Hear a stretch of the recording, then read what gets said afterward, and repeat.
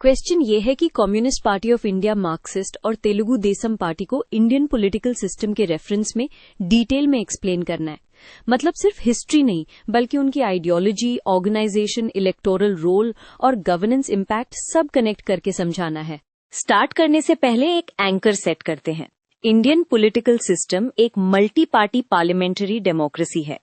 तो पार्टीज को समझने का बेस्ट तरीका ये होता है कि हम देखें ये पार्टी पावर कैसे गेन करती है, अलायंसेस कैसे बनाती है, पॉलिसीज पर इन्फ्लुएंस कैसे लाती है और वोटर्स को कैसे रिप्रेजेंट करती है।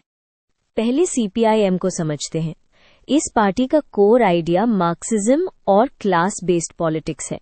पर्पस ये होता है कि इकोनॉमी और सोसाइटी में इनइक्वालिटी को state policy, land reforms, labour rights और वेलफेयर के थ्रू रिड्यूस किया जाए।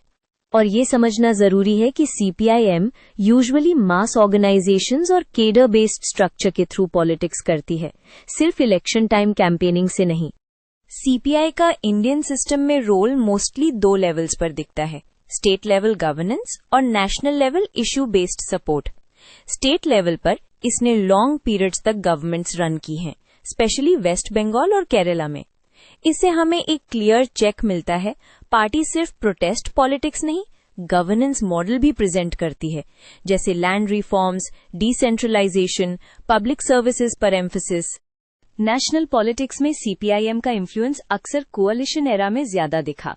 इंडिया में जब सिंगल पार्टी मेजॉरिटी वीक होती है, तब स्मॉलर और रीजनल पार्टीज और ideological parties policy direction affect कर सकती हैं। सीपीआईएम ने कई बार आउटसाइड सपोर्ट दिया या इशू बाय इशू प्रेशर बनाया, जैसे economic policy, labour laws, privatisation और फेडरलिज्म के क्वेश्चंस पर।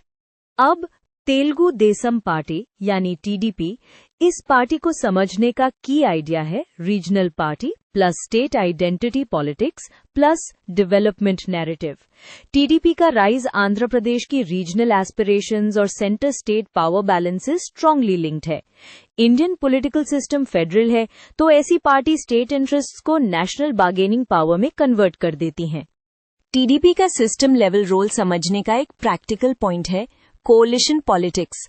जब पार्लियामेंट में नंबर्स टाइट होते हैं, टीडीपी जैसी पार्टी किंग मेकर या स्ट्रांग एलाई बन सकती है।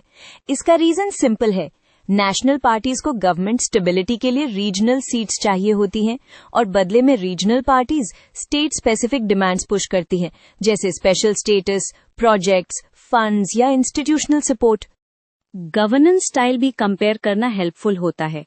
सीपीआईएम जनरली वेलफेयर, स्टेट और सोशल सेक्टर स्पेंडिंग को सेंट्रल रखती है और यूनियंस, पेजेंट ग्रुप्स के साथ स्ट्रांग लिंकेज होता है। TDP usually development, infrastructure, urban growth, investment climate और एडमिनिस्ट्रेशन फोकस्ड डिलीवरी को हाईलाइट करती है।